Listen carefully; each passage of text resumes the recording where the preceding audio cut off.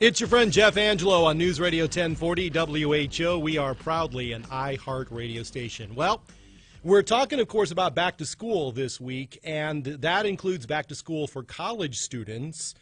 And what we are finding is that there are scam artists willing to take advantage of college kids that are just trying to get settled in to school. And for some chat about this, on the News Radio 1040 WHO Newsmakers Line is a person that heads up the School of Criminology, Criminal Justice, and Strategic Studies at Tarleton State University in Fort Worth. It's Dr. Alex Del Carmen. Dr. Del Carmen, thanks for joining me today on WHO in Des Moines.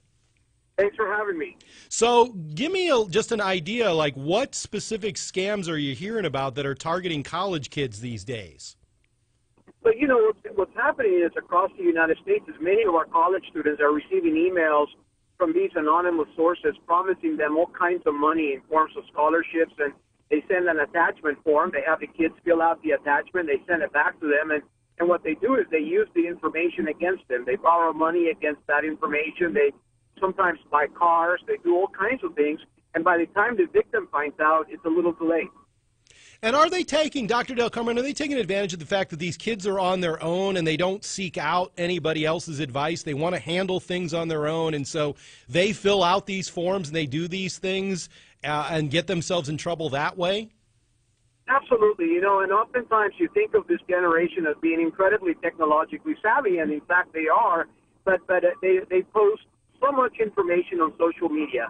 You go to the average Facebook site and you'll find that people take selfies in their cars and they show the license plate, they show their addresses, where they live, they post their phone numbers. And so these scam artists are picking all that information up, calling them, sending them emails, and acting like they really know them. And the person is so trusting, they're willing to fill out the application and give them even more information at that point. Yeah, I would imagine that one of the keys that they would ask for is Social Security number. Or any other things like bank account numbers? What are they asking for in these forms, Dr. Del Carmen? They're asking for everything and anything you can imagine. Social Security numbers, they're asking for addresses, date of birth, where they've lived, what kind of cars they've owned. And so anything that you would be asked in terms of security when you apply for a loan is the information that they want to have, so they themselves can ask for that loan on your behalf. So I think you were getting at this earlier, but how does, first of all, a college student avoid this? What are some of the things they need to be doing to protect themselves?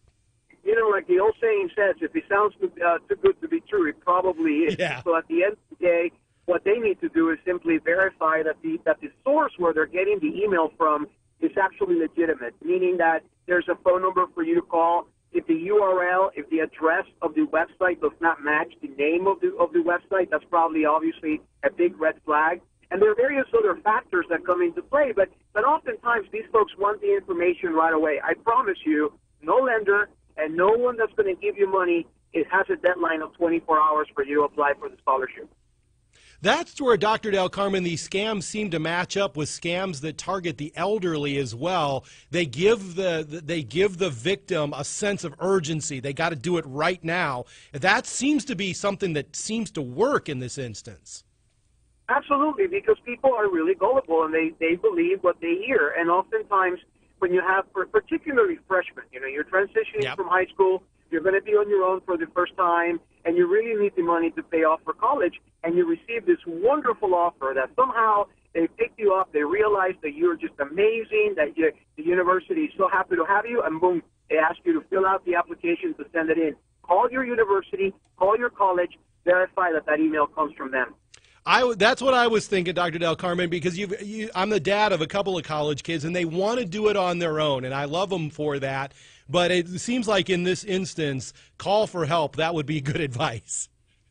There's no question. You know, you're going to lose a heck of a lot more than the debt of a college tuition if you don't pay attention to the source of where you're getting that information from. So generally, are these letters or these emails, or are they using both at this point?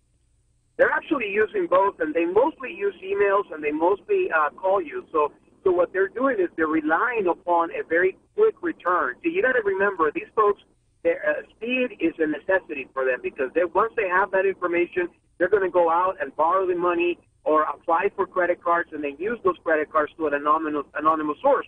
And so they want the information right away. A letter may actually take too long. They're going to reach out to these millennials via email.